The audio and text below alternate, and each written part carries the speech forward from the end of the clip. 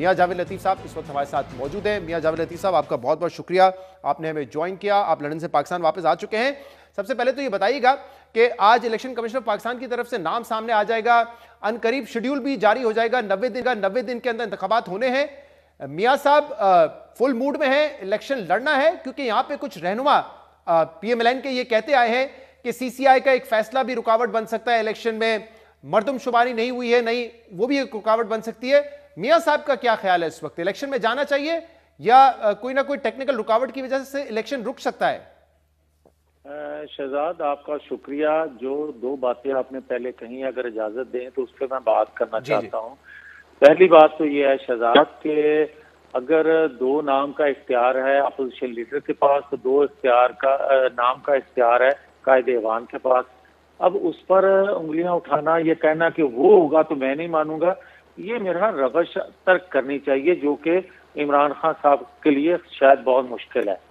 अब आ जाए लेकिन इस पे एक सवाल, क्योंकि आपने इस पे कमेंट किया है मियां जावेद लतीफ साहब, ये जो जब आइन में 18वीं तरमीम आई, जब आइन में की गई, तो ये जो तरीकेकार बनाया था कि पहले लीडर ऑफ द अपोजिशन और लीडर ऑफ द हाउस नाम देंगे, फिर पार्लियामेंट के पास जाएगा, फिर इसी पे डिसाइड करेगा, इसकी जो एक स्पिरिट थी, स्पिरिट ये थी कि नाम जो है वो न्यूट्रल होंगे।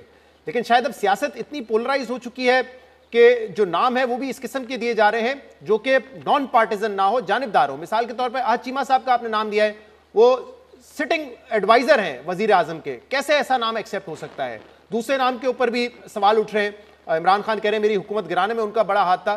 तो जो स्पिरिट ऑफ द लॉ था वो ये था कि ऐसे नाम दिए जाए जो कि न्यूट्रल हो, ताकि वो गैर जानबदार इंतखाबात करवा सके। शहजाद इकबाल साहब, अगर यही बात मैं करूं कि एक नाम जो है 2018 के इंतखाबात में एक बड़ी कैंपेन हमारे खिलाफ उस चैनल से चली, हमने तो उस पर एतराज नहीं किया, और जो आज के मौजूदा वजीर आला है, मालिक को वो वजीर आला तो नहीं बनाया गया ना? मेरी ऐसा सुन लेना, जो आज के वजीर आला हैं अभी तक के, उनके दामाद भी हैं, वो आपको शायद ये इल्म होगा। नहीं, वजीर आला के दामाद नहीं है, वजीर आला के जो कजन है उनके आप कह सकते हैं, सगे दामाद तो नहीं है।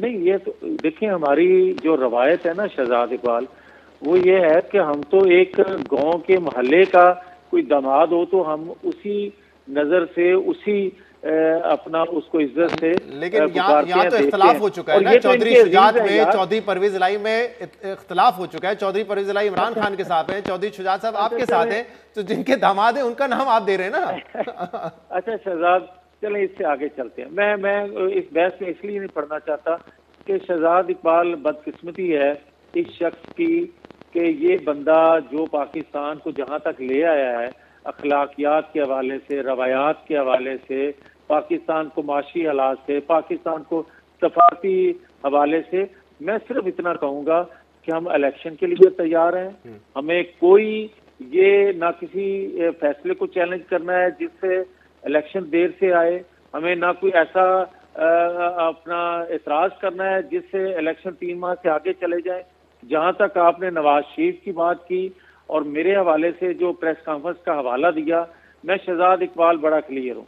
नवाज शरीफ ने 3 दफा इस रियासत के लिए, कौम के लिए कुर्बानी ये दी कि उसने तमाम जुल्म जबर अपने पे सह के आगे बढ़ो, उसके लिए एक हमेशा नारा लगाया और पाकिस्तान के लिए लगाया।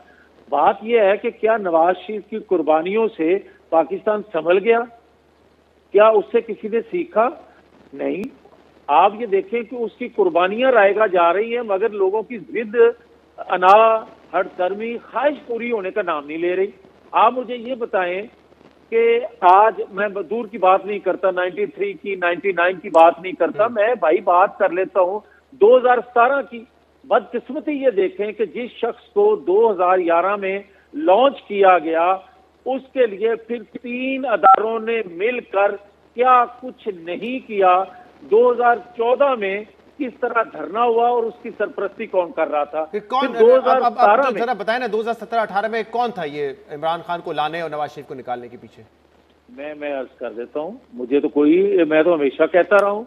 आप मुझे ये बताएं कि उस वक्त का जो चीफ ऑफ आर्मी स्टाफ थे, उनकी ख्वाहिश थी एक्सटेंशन की, और फिर 2014 के धरने में वो सरपरस्ती करते रहे।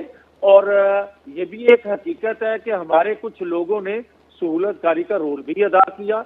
और फिर ये क्या हकीकत नहीं है, उस वक्त आर्मी चीफ तो राहिल शरीफ थे 2014 के धरने में, और उस वक्त राहिल शरीफ साहब का तो नाम नहीं आया था धरने के पीछे, बल्कि उस वक्त वजीर आजम नवाज शरीफ ने राहिल शरीफ साहब को बताया था कि आपके कौन कौन लोग जो हैं वो इस धरने के पीछे हैं मुबैना तौर पे। मेरी अर्ज सुन लें शहजाद इकबाल, ये 2011 में जब लॉन्च किए गए शख्स 4 साबिक जो ISI के सरबराह रहे हैं, उन्होंने 2022 तक 23 नवंबर 2022 तक न सिर्फ सरपरस्ती की, बल्कि इन 7-8 माह में भी जो आपका हुकूमत का दौर है, जो हमें कहा जाता है कि आपने 7-8 माह की कारकर्दगी इतना पीछे नहीं जाते। देखिए 2020-21 तक तो हमने सुना, गुजरावाला के जलसे में नवाज शरीफ साहब ने आके नाम भी लिए कि कौन कौन लोग थे जिनकी वजह से उनकी हुकूमत मुश्किल में आई, वो जेल में गए, इमरान खान आए, ये उन्होंने नाम लिए। लेकिन अब मसला ये है कि इमरान खान उस बयानिए को लेके चल रहे हैं कि जिनके ऊपर आप पहले इल्जाम लगाते थे, आपका जो एंटी एस्टैब्लिशमेंट बयानिया था, इमरान खान कहते हैं कि बाद में आपने उनके साथ मिलकर इमरान खान की हुकूमत को गिराया है। यानी कि वो भी साबिक आर्मी चीफ पे तनकीद कर रहे हैं और आप भी साबिक आर्मी चीफ पे तनकीद करते रहे, लेकिन फिर बीच में 1 साल का पॉज आ गया जिसमें वो इमरान खान की हुकूमत गिरा रहे थे इमरान खान के मुताबिक, और आपको सपोर्ट कर रहे थे। अब मुझे आप थोड़ा मौका शहजाद इकबाल देंगे, अगर इजाजत दें तो मैं बात मुकम्मल कर लूं। शहजाद, पहली बात तो ये है कि हमारा अदारों से कोई मसल्ला जद्दोजहद नहीं थी, कोई मसल्ला लड़ाई नहीं थी। हमारा एक मौक़िफ़ था कि आइन कानून में रहते हुए अदारों में बैठे लोग अगर काम करेंगे तो पाकिस्तान तरक्की कर सकेगा, पाकिस्तान आगे बढ़ सकेगा। और जब उन लोगों ने आइन कानून से बाला फैसले करने शुरू किए तो हमने नाम लेने भी शुरू किए। और जब उन्होंने कहा कि हम पॉलिटिकल हैं तो हमने उसको खुशामदीद कहा। क्यों कहा? कि जो मैं कह चुका हूं कि हमारी कोई मुसल्ला जंग नहीं थी। सही है। पाकिस्तानी कौम ने सुख का सांस लिया कि अगर 70 साल बाद अगर अदारे में अगर वो पॉलिटिकल हो गए, आपने उनके किरदार को एक्सेप्ट कर लिया, लेकिन अब आप मुझे बताएं ना, पॉलिटिकल हो गए हैं जी, तो हमें खुशी हुई कि ये पॉलिटिकल हो गए। अब तो वो पॉलिटिकल हो गए, देखें जावेद साहब, अब तो वो पॉलिटिकल होके रिटायर हो गए ना, तो अब वो पॉलिटिकल हो गए आपके मुताबिक, और वो फिर रिटायर भी हो गए, तो अब उनका नाम क्यों फिर आप वापस लेकर आएंगे और उसी की बुनियाद पर सुना आप लोग कैंपेन भी चलाएंगे? नहीं शहजाद, कैंपेन तो देखें, जो ये कह रहे हैं ना कि बयानिया नया बन गया, उस बयानिए पे कैंपेन करेंगे, बिल्कुल गलत है।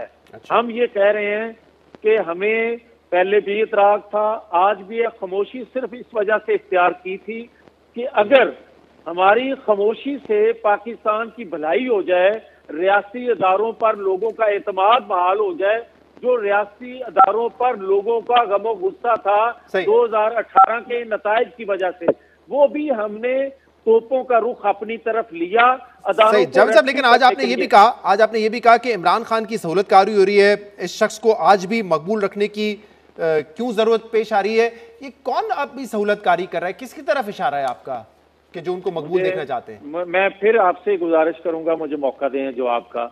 मैं आपसे ये कह रहा हूं कि 23 नवंबर 2022 जो था, उससे पहले हमारी हुकूमत बन चुकी थी, 6-7 माह हो चुके थे, और उसमें सहूलतकारी क्या फैज़ आम, क्या बाजवा साहब, ये सारे के सारे वो रोल अदा नहीं कर रहे थे। जो इकरार किया परवेज अलाई साहब ने, इकरार किया इमरान खान साहब ने, दीगर इनके लोगों ने भी इकरार किया कि ये सहूलतकारी मौजूद है। अब एक मैं बात और करना चाहता हूं, आपने आज का जिक्र किया, ये बता दें आज भी हो रही है सहूलतकारी? हाँ, अब आ जाए, जो आज आप सहूलतकारी की बात कर रहे हैं, मुझे ये कोई बता दे कि जस्टिस शौकत सिद्दीकी साहब ने जो कहा था कि 3 अदारों ने मिल के इस बुत को तराशा, तो क्या ये नूरा कुश्ती नहीं थी 7-8 माह से कि जो बंदा जीरो हो गया था पब्लिक में, और हमने पाकिस्तान के लिए अपने कंधे पेश किए, मगर उसके दौरान जो नूरा कुश्ती होती रही। नहीं, लेकिन आप फिर नवंबर से पहले जा रहे हैं। मैं इसलिए पूछ रहा हूं आपसे, इमरान खान ने कल भी इंटरव्यू में कहा है कि जो मौजूदा एस्टैब्लिशमेंट है उसका रवैया हमारे जो खिलाफ था वो तब्दील नहीं हुआ है। फवाद साहब कहते हैं 50% तक तब्दील हो चुका है, लेकिन आप कह रहे हैं कि आज भी सहूलतकारी हो रही है। तो इमरान खान तो कह रहे हैं कोई सहूलतकारी नहीं हो रही, हमारे तो उल्टा खिलाफ है, हम तो wrong side of the establishment है। आज कौन सहूलतकारी कर रहा है, कौन मकबूल देखना चाह रहा है इमरान खान को? शहजाद देखें, अगर जो मैं बात कह रहा हूँ गलत हो तो मैं कसूरवार भी हूँ और सजा भुगतने के लिए भी तैयार हूँ। मैं ये कह रहा हूँ कि अगर इमरान खान के पेंडिंग केस जो हैं उनके फैसले ना आ सकें, अगर इमरान खान को एक दिन में 3.5 4 घंटे इलेक्ट्रॉनिक मीडिया पर उसी तरह कवरेज का मौका दिया जाए, जबकि मुझे सजा दे के कहा जाए कि इनको ब्लैक आउट किया जाए, इनका नाम तक नहीं आना चाहिए, तो क्या इमरान खान सजा याफ्ता नहीं है? क्या इलेक्शन कमीशन ने उसको सजा नहीं दी? तो फिर उसको 3.5 4 घंटे जो दिखाया जा रहा है। और मैं एक और बात करना चाहता हूं। इस वक्त तो जो आप बात कर रहे हैं कि उस वक्त तो आप कह रहे हैं कि उस वक्त एस्टैब्लिशमेंट आपके खिलाफ थी, ये पॉलिटिकल नहीं थी, तो इसलिए ये सब कुछ हो रहा था ना। तो अब भी आप ये चाहते हैं कि जो एस्टैब्लिशमेंट ने रोल आपके खिलाफ प्ले किया, अब ये एस्टैब्लिशमेंट इमरान खान के खिलाफ वही रोल प्ले करे? मैं ना तवक्को रखता हूं ना ख्वाहिश करता हूं, मगर मैं ये जरूर ख्वाहिश करता हूं कि खुदा के लिए एक पॉलिटिकल एक अदारा अगर है या होने का ऐलान करता है, उसका अमल नजर आ रहा है या आना चाहिए, तो बाकी 2 अदारों को भी एक पॉलिटिकल होना चाहिए।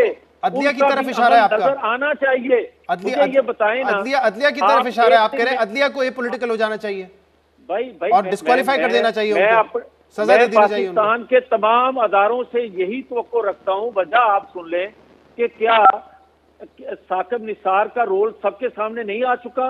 क्या आसिफ सईद खोसा का रोल पूरी पाकिस्तानी कौम के सामने नहीं आ चुका? क्या जनरल फैज का, जनरल बाजवा का, इमरान खान का, सब जो लोग हैं ये पांचों के पांच जो 2017 के। अच्छा, मुझे लेकिन जावेद लतीफ साहब, आप क्योंकि वहां पे लंदन में थे, इमरान खान ने कुछ हफ्ते पहले ये कहा था, उनको लग रहा है कि जब सबके केसेस खत्म हो रहे हैं तो नवाज शरीफ भी आ जाएंगे, और मैं नवाज शरीफ से चाहता हूं कि वो आए ताकि सियासी मुकाबला मेरा नवाज शरीफ से हो। नवाज शरीफ की भी यही ख्वाहिश है कि वो आए, इमरान खान से मुकाबला करें, या नवाज शरीफ साहब की ये ख्वाहिश है कि इमरान खान पहले डिस्क्वालीफाई हो और फिर हम इंतखाबात में जाएं? उनकी क्या ख्वाहिश है? मैं एक बता दूं शहजाद इकबाल, अगर तो आज भी एक बेगुनाह शख्स को सिर्फ बेगुनाह करना है तो वो हम मानने के लिए तैयार नहीं है। वो इसलिए, और ना किसी को अपनी ख्वाहिश पे सजा दिलवाना चाहते हैं। हम ये चाहते हैं कि जिस कौम के मोहसन को किसी दबाव में, किसी ख्वाहिश में आपने सजा दी है और बार बार दी है, 3 दफा दी है, मुझे ये बताएं कि क्या नवाज शरीफ एटमी कुव्वत जो बनाने वाला था, सर पीछे ना जाए, इसी पर है ना, अभी एटमी धमाके को छोड़ दे सर, मैं इसी ये इंपॉर्टेंट बात कर रहे हैं ना आप, इसलिए तो इसमें सजा किसको आप चाहते हैं? कि जो इमरान खान मुसल्लत किए गए आपके मुताबिक उनको सजा होनी चाहिए, या जो इमरान खान को लेकर आए थे उनको सजा होनी चाहिए और वो माफी मांगे? डायरेक्ट बात करें ना सर। मैं बिल्कुल क्लियर हूं। मैं समझता हूं कि न्यूक्लियर पावर बनाने वाले नवाज शरीफ को क्यों सजा दी गई। मैं समझता हूं कि 2017 में नवाज शरीफ ने पाकिस्तान को सीपैक का तोहफा दिया। सर सजा किसको देने की ख्वाहिशमंद है? सजा किसको देनी चाहिए? एक सेकंड, सजा किसको देने का मुतालबा कर रहे हैं? जरा सुन ले जरा सर, वक्त खत्म हो जरा।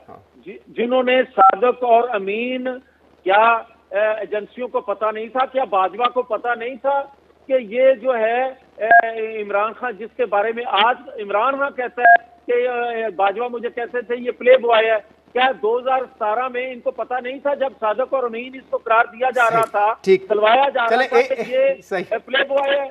सही समझ गए आप किसको सजा दिलवाना चाह रहे हो, माफी का मुतालबा किससे कर रहे हैं। एक आखिरी सवाल, देखिए तमाम बातें जो आपने की उसमें कुछ बातों में यकीनन दुरुस्त है वो बातें, लेकिन देखिए जब आप ये कहते हैं कि मकबूलियत उनकी बढ़ रही है, तो देखिए इसमें आप लोगों का भी कसूर है ना। अब मरियम नवाज साहिबा कुछ 4 महीने बाद लंदन से वापस आ रही हैं, नवाज शरीफ आ नहीं रहे, आप लोग बाय इलेक्शन हार रहे हैं, पंजाब असेंबली आपके हाथ से निकल गई, असेंबली तहलील होने से आप रोक नहीं सके, नवाज शरीफ लेकिन लंदन में रहे, हमजा शहबाज लंदन में रहे, मरियम नवाज लंदन में रही, तो कहीं इंट्रोस्पेक्ट भी तो करें ना कि अगर यहाँ मैदान खुला छोड़ेंगे, इमरान खान रोज तकरीर करेंगे, मीडिया दिखाएगा, किसको रोका है कि वो नवाज शरीफ साहब इंटरव्यू ना दे, मरियम नवाज साहब इंटरव्यू ना दे? किसने रोका है? किसी ने नहीं रोका। जब वो खुद ये चॉइस लेंगे कि मैं लंदन में बैठूंगा, मैं इंटरव्यू नहीं दूंगा, मैं आवाम से बात नहीं करूंगा, तो फिर वो गैप तो पैदा होगा ना। आपके पास वक्त कम है, मैं सिर्फ इतना कहूंगा, आपकी खिदमत में गुजारिश करने लगा हूं कि जिमनी इंतखाबात जो 20 हुए थे पंजाब में, पंजाब असेंबली के, उसमें भी पूरी सहूलतकारी की गई थी और ये फैज़ आम था। मैं आपको दावे से नहीं, यकीन से आपको ये बात कह रहा हूं कि हमें उस वक्त भी जो हमारे साथ हाथ किया गया, इसलिए ना बोले कि खुदा के लिए किधर जाएं, ये छोड़ ही नहीं रहे पीछा। और आज भी सही, ये लेकिन कह रहा हूं जवाब कि नहीं दिया नवाज सर, शरीफ आपने जवाब नहीं दिया। अगर वो लंदन में रहेंगे, खामोश रहेंगे, तो जाहिर सी आ बात है रहे हैं। सियासी खला तो पैदा होगी। भाई आ रहे हैं, नवाज शरीफ साहब कब आ रहे हैं? जिस दिन इलेक्शन अनाउंस होगा, शेड्यूल अनाउंस होगा, दोनों सूबों में इलेक्शन शेड्यूल का ऐलान होगा, नवाज शरीफ नहीं, वापसी तो का अगर वो ऐलान कर चाहते रहे हैं होंगे। वो चाहते हैं आईन और कानून के मुताबिक 90 दिन के अंदर इंतखाबात हो जाए, तो फिर शेड्यूल का क्यों वेट हम कर रहे हैं? वो चाहते तो होने ही हैं, है 90 दिन के अंदर हम ना। चाहते हैं, भाई मेरी बात सुने, हम चाहते हैं एक दिन आगे जाए इलेक्शन। हम ये चाहते हैं कि इसकी सहूलतकारी खत्म की जाए। हम ये चाहते हैं कि दीगर दो अदारों को जो सरपरस्ती इसको हासिल है वो भी खत्म होनी चाहिए, और कम से कम ये आइन कानून के मुताबिक बहुत जो बहुत पेंडिंग शुक्रिया, केस है, बहुत शुक्रिया। इंसाफ के तकाजे पूरे। मियां जावेद लतीफ के रहनुमा हमारे साथ मौजूद।